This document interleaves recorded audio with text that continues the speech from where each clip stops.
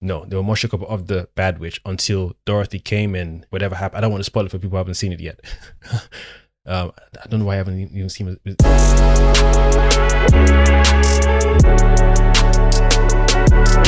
Greetings, ladies and gentlemen. It is I, your one and only host, the Cosmic Jedi. Welcome back to my channel.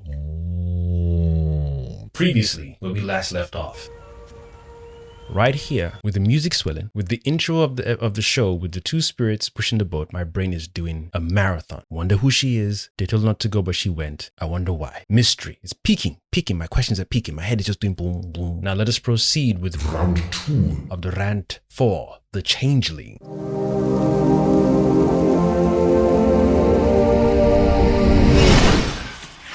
So this is the scene we last left off, and this is Emma and Apollo discussing her trip to Lagoa de la... You know what? I'm not even going to attempt to pronounce that. Let's proceed.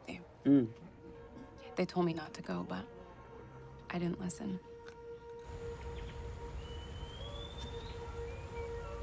Okay, if you guys last remember, this is the place she was told not to go to, but she's gone.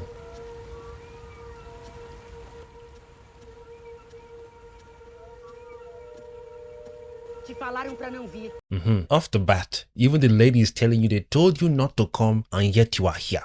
That's red flag number 1. Red flag number 1. Why is that? Why are you here, little fool? Alright then, mate. Exactly. Right now, I would have hightailed it backwards. Before we even start jumping into the thing, anyone with a level of common sense who enters a place they told her not to enter or told him not to enter, they sit down, relaxing. Someone is chilling, minding their business, and you've come to sit down next to them. You don't know who they are or what they are. Now, she then says, they told you not to come here, yet you came. My brain would have been doing the extra legwork of who? They told you what? Who is they told? So you knew. You could argue that, let's say she's in cahoots with the townspeople, or in cahoots with the hotel Emma is staying at, or the Airbnb Emma is staying at. So when Emma is inquiring about the place, because the old lady and the people at the Airbnb are in cahoots, you know, it's like they do it with every other person who comes to visit that place, who comes to stay at the Airbnb, or tell them not to come here. So that way they're more intrigued to come. You could say that, but just for the peace of mind of you in a place you don't know, it's not your home. Maybe you can have ancestry there, right? But it's not your land of origin. It's not like where you live in America, where you're very familiar with it, where you know the stores, you know the people. Now you've met this stranger who then tells you that they told you not to come here, and yet you are here. I would be like, I can now see what kind of level of powers you have and what kind of level of curiosity I'm dealing with. Let me just moonwalk out of here right now. I apologize for entering your place of business. Bye-bye.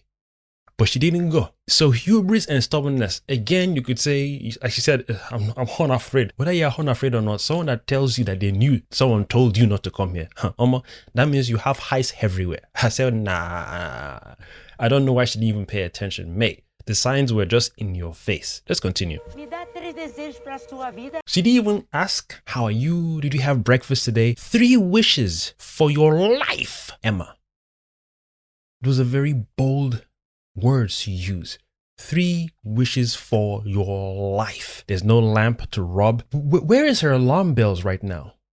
This is where I started to say in my head, maybe this character isn't all there in terms of not mentally, spiritually. I don't want to make it look like this person is a bad person, because this is another thing media tends to do sometimes. When it comes to certain other people's cultures, sometimes it's depicted as bad or dark or wrong or negative, blah, blah, blah. So me, with the mind that I have now, with the growth that I've experienced, I was like, I'm going to see this as a neutral thing. Although I'm paying attention to the cues, I'm paying attention to how a character or how a culture is depicted on first glance. Symbology is important. Even the scene that they set her up in is important. If you look at it truthfully, water, life, nature, life. The space, serenity, life. She's chilling, straight chilling, but she has a level of power. Like I said, you could argue that she knows the townspeople, and you could argue that they're in cahoots. So any stranger who ventures here, it's part of you could say it's part of the ruse where, unbeknownst to the person or persons who approach her, she and the townspeople are in cahoots. But outside of that, based on how this show has set up the series, you know this is not someone who's faking it. This is the real deal. Symbology again, left eye is blue, right eye is not blue. First thing that came to mind when I was watching it, Eye of Haru, Eye of Ra, all these things, I'm connecting it and making sure I'm keeping balance and not allowing the negative brainwashing I had growing up. Even back home, certain characters like this, when we first see them on screen, pure evil, instant darkness, trying to take away money, your children, your wife, your husband. It's a trope that they use back home. Not everyone. Let me not say, not everyone on the continent who's a movie maker or producer or director or actor feeds into this negative narrative of African tradition. Doesn't mean people who practice natural magic, doesn't mean they don't misuse magic. In all cultures, anyone who practices natural witchcraft, wizardry, whatever it is, every culture has good witches, bad witches. Just like Wizard of Oz, there was a good witch and there's a bad witch. I'll get you, my pretty. I'm curious to see how much screen time both witches got in the Wizard of Oz movie. Based on the memory, I would argue that the bad witch got more screen time than the good witch, because that's supposed to feed into the narrative of be afraid of witches and whatnot. And even though they had two witches in the world, one got more screen time than the other. So I'm just saying all that to say, sometimes these shows can appear as an innocent storytelling, even though like I said in the previous video, it's taken from a book. So I don't know how much liberties they took with the book. I don't know how much things they changed from the book, if they're sticking straight to every, if they're sticking to the book 100% or they're deviating from the book, I don't know. But the fact that these things are still occurring today. This is how some of our people, or any other people who don't know of our culture, truthfully, will just see another African woman, melanated elder or eldress on screen depicted as a witch, and she's bad. Especially after all the things that followed from this scene into the season, it just feeds that negative narrative. And because, like I said, I've grown a lot more now, I'm paying attention to everything on screen that I'm watching in any show to do with magic, witchcraft, voodoo, or anything else. Harry Potter, Lord of the Rings, all these shows, all these movies, I pay very close attention to, because the more and more we're not careful of how our culture is depicted on screen, the more and more other people, whether they look like us, look like me or not, will bastardize and continue to crap on the way we're depicted on screen when it comes to our magic. Yet Harry Potter, Lord of the Rings, Gandalf, and all these guys get this clean, even what's his name, Merlin, they all get this clean, sparkly looking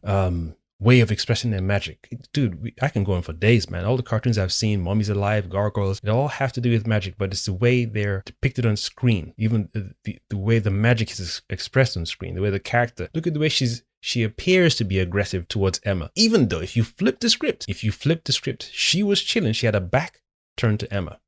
She knew Emma was coming and she was chilling. She could have easily turned Emma back around and say bye-bye. But it's like, okay, cool, you're in my domain, we'll see what's good. Emma too has willpower. Emma could have easily turned around, especially after hearing the lady say, they told you not to come, but yet you came. So to me, if I was Emma, so you one of them ladies, you can see seeing, all right, my bad, I apologize. I just wanted to see what's good. Curiosity definitely killed a cat. Meow, I'm out.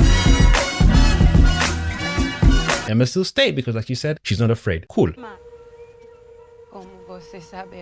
How do you know my name, you idiot? The first time she told you that they told you not to come here, you still came. That should have been enough inkling to let you know this lady has power.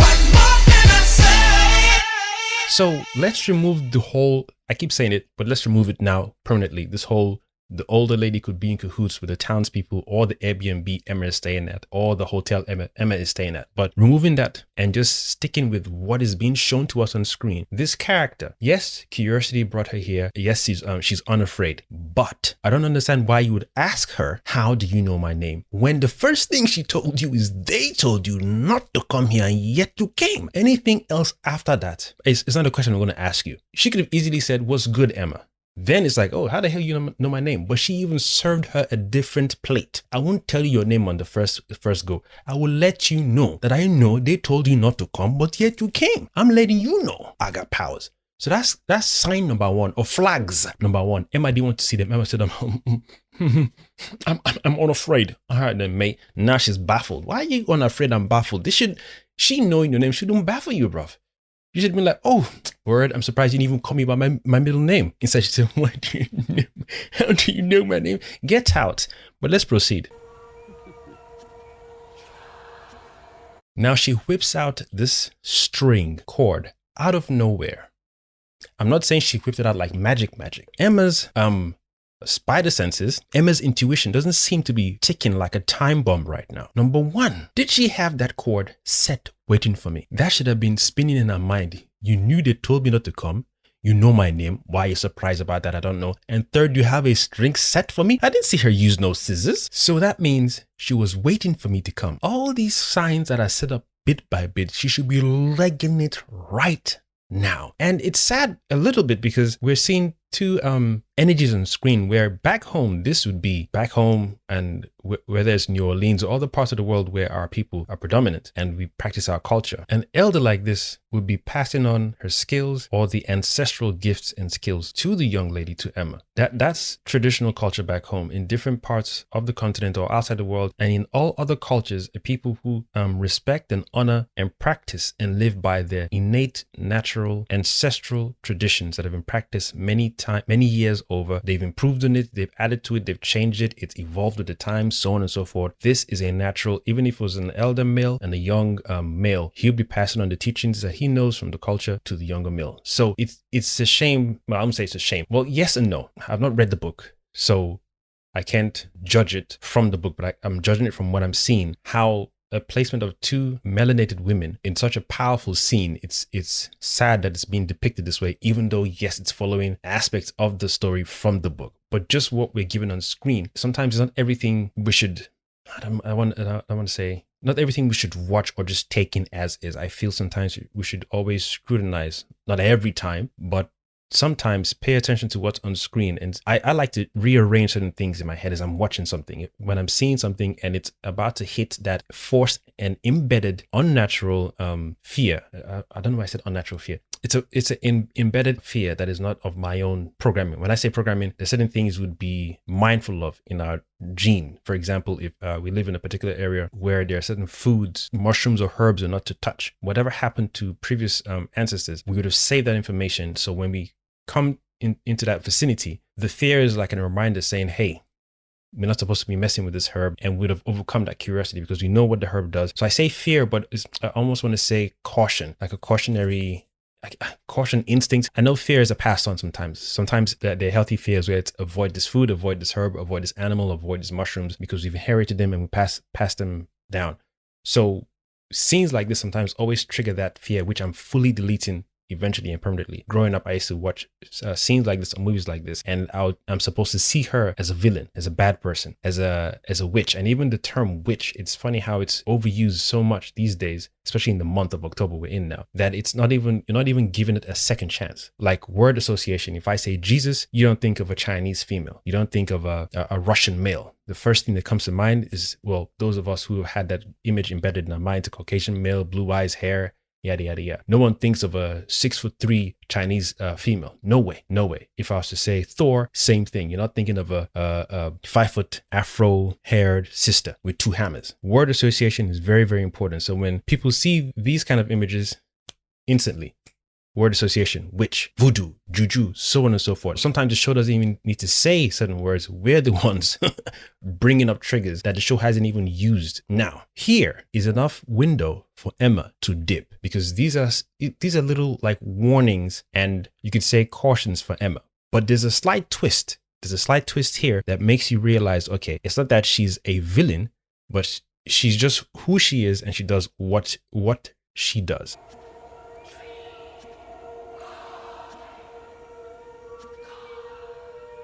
Come here! Right there. When I first saw this, I thought, okay, now this elder has broken cosmic rule number 1.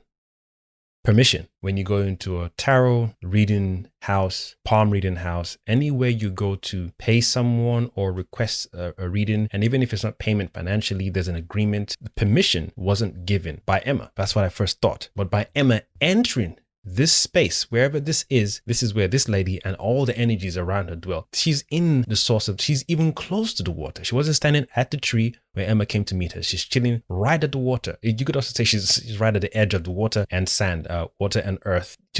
I love to always break these kind of scenes down to make sure I'm getting in every detail that I can. So I thought here, Emma's permission wasn't given. Emma didn't give her permission. When I thought about the scene again after I'd watched it. I thought, no, if you pay attention, Emma gave permission by entering. Emma had 2 chances, if not 3, to leave. First was the elder woman reminding her that they told you not to come, yet you came. Indirectly, you could say this elder woman trying to test Emma to see what her mettle is about, how strong Emma is. Is Emma really about that life? Emma had every ample opportunity to dip. Emma could have stood there, greetings, how are you, what's good, what's popping, my name is Emma, just wanted to see what's going on here. If you know, I got a little itch I want to get rid of, I got nightmares I want to get rid of, trying to change my diet, this whole vegan thing, vegetarian thing. Can I know what to specifically eat for my vessel? Anything. Uncle is dying, auntie's dying, papa is dying, anything.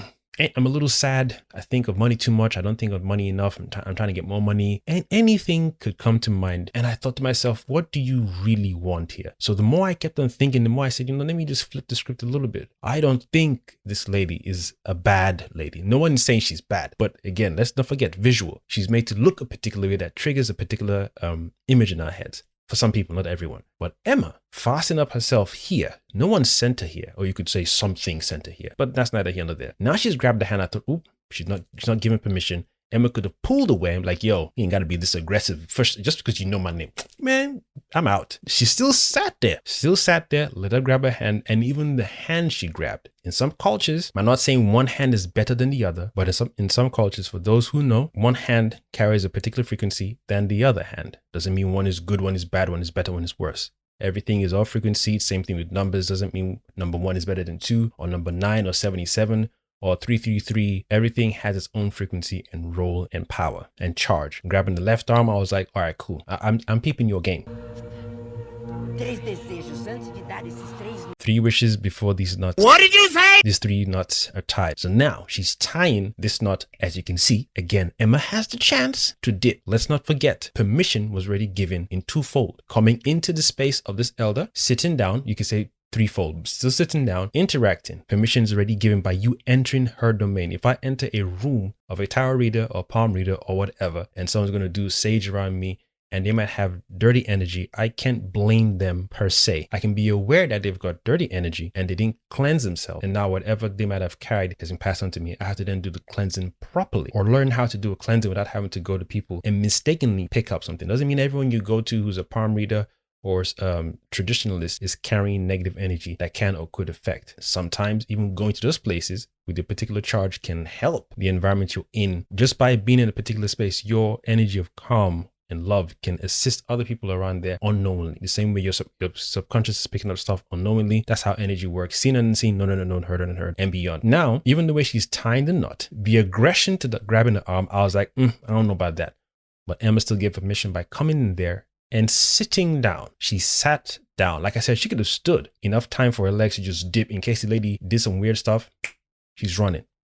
But she sat down close to her. Now you could ask, why did the lady put the rock there? Why wasn't the rock further away? I imagine Emma would have probably done the same thing and sat on the floor without the rock there. Because of the way Emma came with this intention, and even the way she said it, because I'm unafraid. That's cool. No one is saying you should be afraid of what she is, especially if you're aware of who she is, because she came here with an intent. That's the thing the show didn't really focus on. But I was like, nah, I don't want to start feeling bad for her and Apollo, because if she didn't come here, anything that occurred in the show would whatever they went through after coming here wouldn't have happened if she didn't come here. Yes, you can say other people who partook in it, blah, blah, blah. Yeah, but she still came here. And we don't even know if other people who had come here had better outcomes than Emma. Let's proceed. She hasn't pulled away yet. She's still looking at her in awe. Even the cowrie shells. Boy. So now, this is the part that got me, right? You've met this stranger, you're allowing her to tie a cord around your wrist. She's telling you got 3 wishes for your life. She didn't say you can come here every time I give you 3 wishes. So you got 3 wishes until you come here again. That would have been a sweeter deal. But the way she said it, you got 3 wishes for your life, Emma. For your life. I was thinking to myself, of all the things, let's say material stuff, for example, of all the list of things that I truly desire or would like, or that I would like in my present moment, everyone has a car or some form of vehicle or transportation. You know, moped, bicycle, whatever, even a scooter or skateboard, rollerblades even. So certain things like that will be at the top of one's mind when someone says, oh, you got 3 wishes. Or it's like if someone asks you, oh, if a genie appeared in front of you, no strings attached, no hidden contracts or no dark whatever, they gave you 3 wishes, what would you wish for? Right now your brain will be just racing all through. But Emma chilled. Emma said,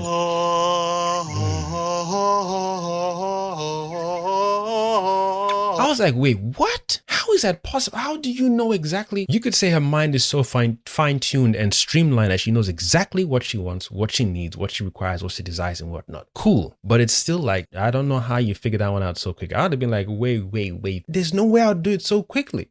So my feeling was Emma must have had something within her that she wanted to see get done. And it looked like it didn't matter where she went because, okay, for all I care, let's say someone told her that, oh, if you want certain things done, there's a particular part of the world you can go and get it done. There's this particular location. It's almost like, all these little ghost stories, for example, or town stories. Or if you want to kill someone or get dark spells done, go to this particular part of the world and it works. So she could have had someone tell her this, or she probably did her own research. I can't remember why she wanted to go here.